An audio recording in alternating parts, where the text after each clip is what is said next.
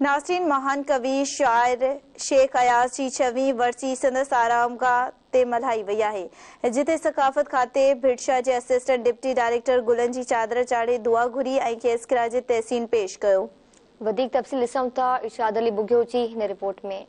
शेख अयाज़ सिंध जो हिकिड़ो नावारो शाइर हो, जंहिं पंहिंजी शाइरी मुताबिक़ सिंध में शहूर पैदा कयो।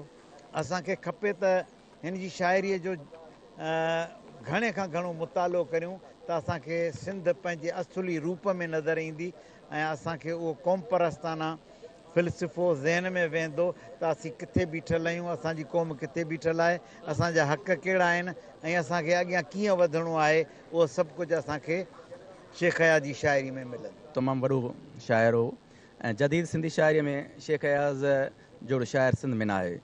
पर तव्हां सम्झो त माना शेख अयाज़ जेका शाइरी आहे उहा बैनुल अक़वामी शाइरी जेका आहे उनजे सतह जी शाइरी आहे। शेख अयाज़ सिंध जे नौजवाननि में उत्साह पैदा कयो त जीअं पंहिंजे धरतीअ जे वतन जे ख़ातिर हक़नि जे ख़ातिर कीअं विढ़बो आहे। शेख अयाज़ उहो माण्हुनि में उत्साह पैदा कयो। शेख अयाज़ जी शाइरी वणियुनि ते वार हुई, सिंध ते काबिज़ अस्करी कुवतुनि जे ख़िलाफ़ ललकार हुई।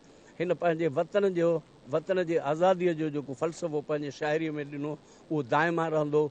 हू सदियुनि जो शाइर आहे, अॼु जो शाइर आहे, सुभाणे जो शाइर आहे, ईंदड़ सदियुनि जो शाइर आहे। खेसि सिंध कॾहिं विसारे न सघंदी। हू भिटाईअ जो भाउ हो, तॾहिं त हुन इहो चयो हो त सिंधड़ी शाह लतीफ़ जी लहर न को लोॾो, अखियुनि खां ओलो मूंखे मुंहिंजो भिट धणी।